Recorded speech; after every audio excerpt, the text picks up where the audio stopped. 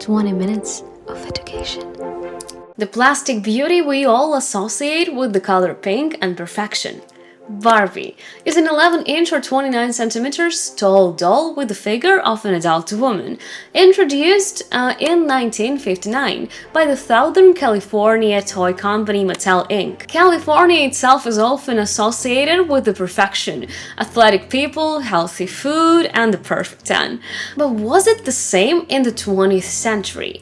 And who exactly became the prototype for this artificial lady of perfection that took the world by storm? The truth is, everything about it was quite the opposite and a little bit disgusting, because Barbie's appearance was created based on a German adult doll named Wild Lily. She was a bold and daring gift for men, based on a character from a comic strip in the German newspaper. The comics were quite vulgar, with sexualized jokes, and often showed Lily in barely there clothes, depicted as a somewhat naive, not-so-smart woman. Originally, these tall dolls cost 12 German marks, while the average monthly wage was between 200 and 400 marks. And logically, as we can expect from the price, the dolls were sold to adults, mostly men, as a joke gift at tobacco or newsstands, places that usually sold flowers, chocolates, and other small gifts. A 1950s German brochure claimed that Lily's wardrobe made her the star of every bar. And 1960s ads encouraged young men to give Lily dolls to their girlfriends as a gift instead of flowers. I would never want to receive such a gift instead of flower. I mean, the regular Barbie, maybe, but the sexualized version of Lily, no, please. Flowers and just flowers. Later, this was referenced in a cartoon in Bild newspaper. There, Lily tells her boyfriend, "I thought it was so fitting that you gave me a Lily doll. Now I have the same perfect gift for you," handing him a doll. So it was this cheeky gift that partners or friends would give to one another. So Barbie's grandma Lily was quite the character, much like many other sweet, quiet grandmothers in real life, who used to party hard when they were young. A total of 130,000 Lilies were made. Eventually, the doll became popular with kids. Dollhouses, furniture, and other toys for Lily were produced by German toy factories to profit from her popularity among children and parents. Lily and her clothes were sold as children's toys in several European countries, including Italy and the Scandinavian countries. Outside of Germany, she was usually referred to as a children's doll. In the US, she was simply called Lily. And then the dreams of global fame of Lily's granddaughter Barbie realized. Specifically, Mattel, the company that bought the rights to buy Lily in 1964. They stopped the production of the German doll and focused on a new doll they named Barbie. Mattel's founder, Ruth Handler, along with her husband Elliot, led the launch of the Barbie doll. Ruth named the doll Barbie after her daughter Barbara and introduced the new Mattel product at the 1959 Toy Fair, where it didn't exactly attract buyers. From the moment the doll was created, her body became a topic of controversy. According to a study sponsored by Mattel itself, mothers criticized Barbie in 1958 for her figure, saying it was too much. And of course, they didn't want to buy such an explicit doll for their children. However, as has happened before in history, a global problem can be flipped with the right marketing. By the way, I also have the great marketing example, but in my other video. It's about weddings and why people actually started getting married a long time ago. And the marketing is involved with rings, wedding rings. I really recommend to watch it. There's the link and it's going to be in the description below as well. So, the right marketing, and in Barbie's case, by targeting the right audience. Mattel began advertising Barbie directly to children on television. They sponsored the Walt Disney Club Mickey Mouse Club program in 1955, becoming the first toy company to air ads directly aimed at children. After that, it didn't matter what parents thought of Barbie's figure. If it was a child's dream, that dream was going to come true. Despite her perfect and unrealistic proportions, Barbie was and still is a very progressive representation of women in society. This was especially noticeable in the 1950s, when the primary goal for even educated women was to get married. Often, once that goal was achieved, they abandoned their career ambitions simply because it was the traditional thing to do. By the way, there is a great movie on this, Mona Lisa Smile, starring Julia Roberts. Really recommend watching it. But Barbie, at the time, was dressed as a symbol of financial independence and career goals. She even had her resume, and it was included jobs like airline pilot, astronaut, doctor, Olympic athlete, and even US presidential candidate. Barbie was not defined by her relationship to a husband or family. She had no husband, no kids. When in the early 1960s consumers demanded a child-sized Barbie, Mattel didn't succumb to this traditional societal pressure to make her a mother. Instead, they released the Barbie Baby Sits playset, so Barbie is a nanny or Barbie sitting with a child. To expand their market in response to consumer demand, Mattel released Barbie's main accessory in 1961.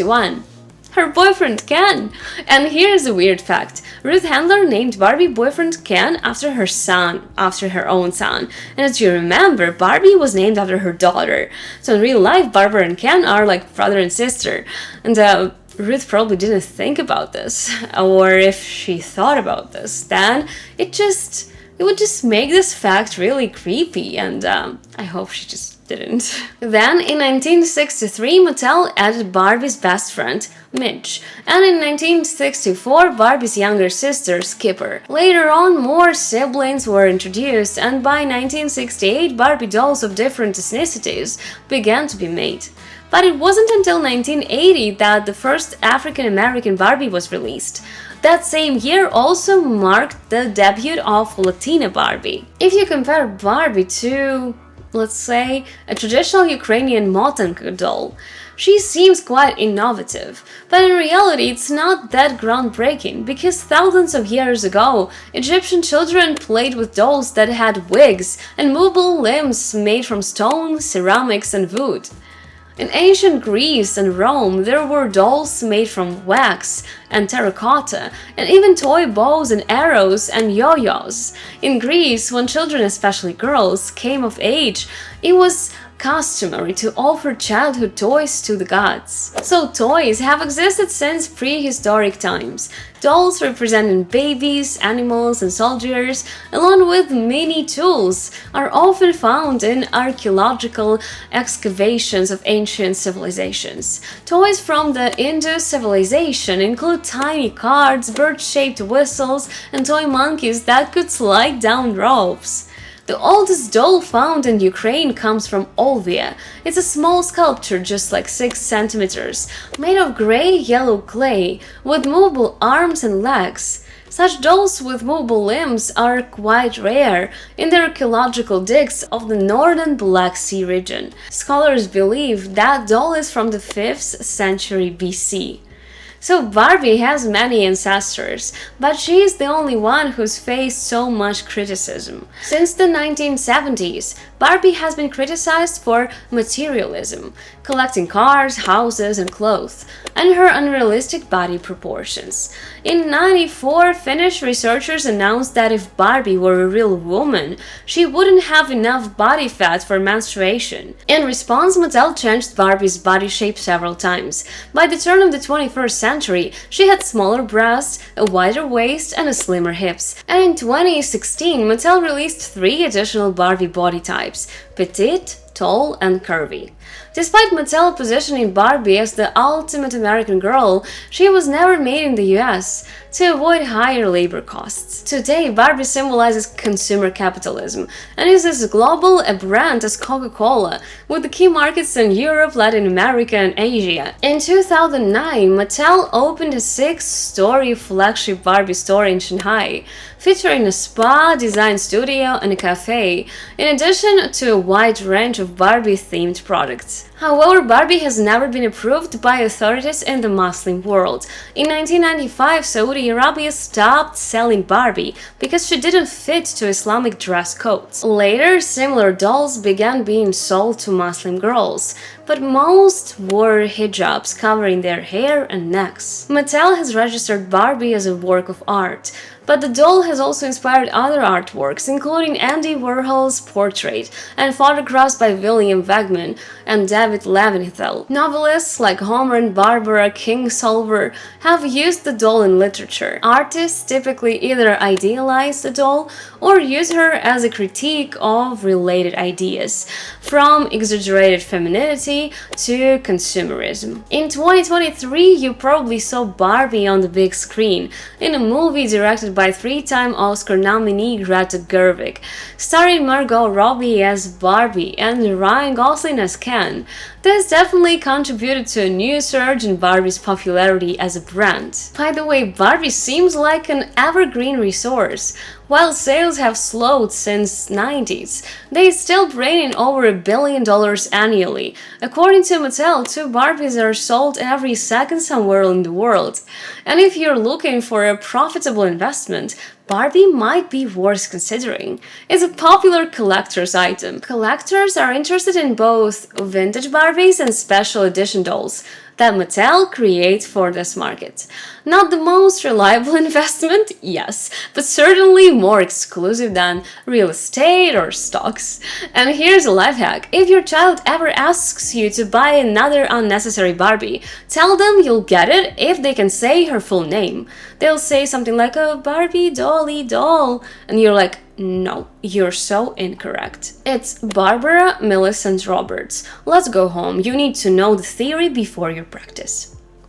That was a life hack. All good and beautiful people should like this episode and subscribe to the channel. And on behalf of Barbie, I thank you all. We'll meet in the next beautiful episodes. See you!